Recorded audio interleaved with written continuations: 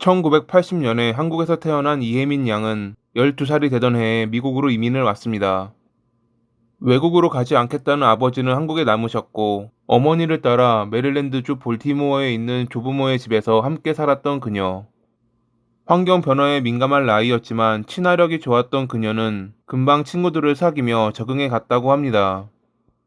고등학교에 다닐 당시 활발한 성격 때문에 라크로스와 필드하키 팀의 선수로 뛰고 레슬링 팀의 매니저를 맡았던 그녀를 모든 학생에게 모범이 되는 따뜻한 사람이라고 학교 관계자는 표현했죠. 그런 그녀가 실종된 것은 1999년 1월 13일, 그리고 1개월 뒤인 2월 9일에 사망한 채 발견된 그녀의 몸에는 타살의 흔적이 남아 있었습니다.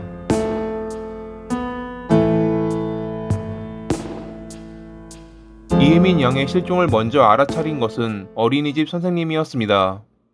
그날 고등학교를 마치고 사촌 여동생의 하원을 위해 어린이집에 왔어야 했던 그녀가 시간이 지나도 나타나지 않았던 것입니다.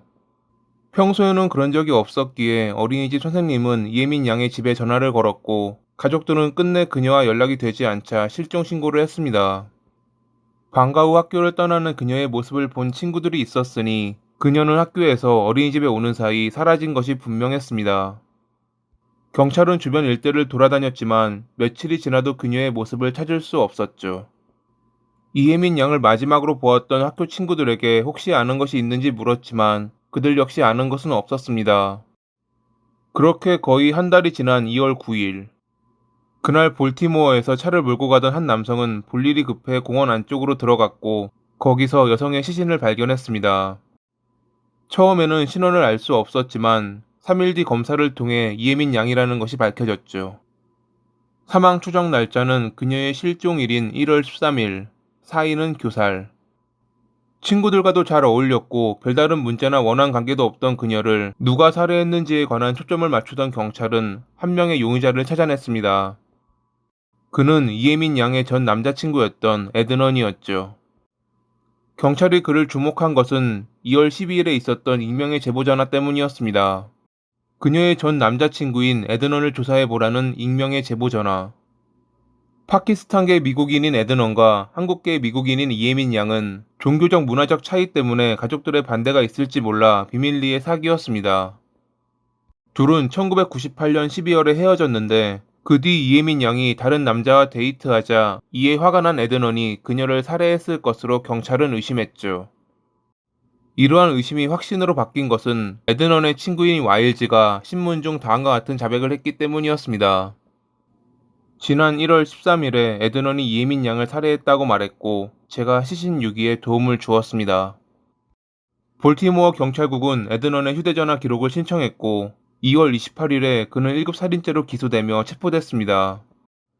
같은 학교 선후배 사이였고 사귀었다 헤어지긴 했지만 자신이 그녀를 살해할 이유가 전혀 없었다며 무죄를 주장했던 에드넌. 1999년 12월에 시작된 첫 재판은 3일 만에 오심으로 끝났습니다. 배심원들이 우연히 판사와 에드넌의 변호사가 하는 이야기를 들었는데 그것이 판결에 영향을 줄 것이라는 변호사의 오심 요청을 판사가 승인했거든요. 그렇게 허무하게 첫 재판이 끝나고 2000년 1월에 열리게 된 두 번째 재판. 6주간 진행된 재판에서 별다른 물적 증거는 없었지만 증인과 정황 증거를 바탕으로 배심원단은 1급 살인, 납치, 감금, 강도 혐의로 에드넌에게 유죄를 판결. 판사는 종신형과 추가로 30년의 징역을 선고했고 그는 항소했지만 2003년에 그의 항소는 기각됐죠. 물적 증거가 없는 상태로 유죄 판결이 난 뭔가 찜찜한 재판이긴 했지만 나쁜 사람은 벌을 받고 끝나는 그런 평소의 결말일 듯 보였습니다. 범행이 일어난 시간에 도서관에서 에드넌과 이야기를 나눴다는 맥클레인이라는 목격자가 나타나기 전까지는 말이죠. 이를 빌미로 2010년에 에드넌의 가족들은 이러한 목격자가 있었는데도 변호사가 제대로 일을 하지 않았다며 유죄 판결 구제를 호소했지만 판사는 당시 에드넌의 변호사가 맥클레인을 증인으로 부르지 않은 것은 제대로 일을 하지 않은 것이 아닌 방어 전략의 일부라고 판결했습니다. 그녀가 에드넌에게 보낸 편지를 살펴보면 도서관에서 만났던 시간이 명확하지 않았고 재판에서 에드넌이 했던 진술과 모순되는 부분이 있었기에 일부러 변호사가 그녀를 부르지 않았다고 판단한 것이죠. 맥클레인의 증언은 에드넌에게 있어 마지막 희망이었기에 그는 끝까지 포기하지 않았습니다. 2015년 2월 6일 메릴랜드주 특별항소법원은 맥클레인의 증언의 수용 가능성에 대한 심리를 위해 항소허가 신청을 승인했고 순회법원으로 사건을 송치했습니다.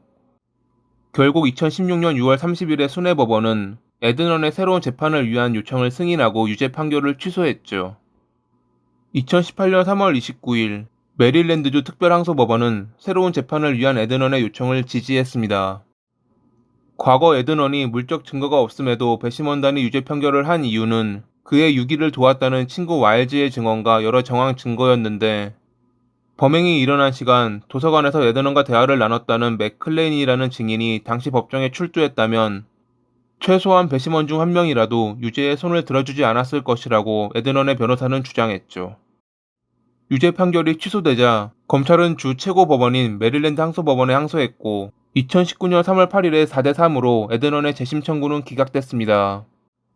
그해 11월 25일에 미국 대법원 역시 새로운 재판에 대한 그의 항소를 기각했죠. 메릴랜드주 검찰총장 브라이언은 에드넌과 이혜민 양의 죽음을 연관짓는 증거는 압도적이라며 배심원단이 내린 판결에 확신을 갖고 있고 정의가 내려진 것을 기쁘게 생각한다는 성명을 발표하기도 했습니다. 항소와 기각이 오가며 오랜 세월 이어온 법정 공방 속에 여전히 감옥을 벗어나지 못한 에드넌. 그렇게 마지막 희망마저 사라지며 끝이 나는 듯 보였지만 2022년 9월 15일에 그는 유죄 판결이 기각되며 풀려나게 됩니다. 원심 재판 동안 검찰이 에드넌에게 유리한 정보를 공유할 의무를 지지 않았다는 것이 밝혀졌기 때문이었죠. 재판 당시 검찰은 이혜민 양을 없애겠다고 위협한 용의자가 있다는 것을 숨겨왔습니다. 이것이 밝혀지자 주 정부는 브레디 규칙 위반이라며 검찰이 유죄를 확정하기 위해 규정을 어겼다고 판단한 것입니다. 브레디 대 메릴랜드에서 미국 대법원에 의해 설립된 브레디 규칙은 검찰이 피고인의 무죄를 증명할 증거나 정보를 공개해야 하는 것을 말합니다. 하지만 검찰은 중요 정보를 공개하지 않았고 이러한 위법 행위 때문에 에드넌은 23년 만에 유죄 판결이 기각되며 풀려날 수 있었죠. 법원은 주 변호사를 통해 판결에 결함이 있고 위헌이라 판단했을 뿐 그를 무죄라고 인정한 것은 아니라고 발표했습니다. 앞으로 검찰은 30일 안에 에드넌을 재심 청구할지 아니면 그에 대한 고소를 취하할지 결정해야 합니다. 여담으로 검찰은 이혜민 양의 사건에 관련된 용의자가 2명 더 있으며 이름을 공개하진 않았지만 한 명은 자신의 차에서 여성을 폭행한 전과가 있고 다른 한 명은 성폭행 전과가 있다고 밝혔습니다. 20년이 넘는 시간 동안 끝나지 않는 악몽이라는 이혜민 양의 유가족들. 그들을 위해 진실이 빨리 밝혀지기를 바랍니다. 오늘도 시청해주셔서 감사합니다.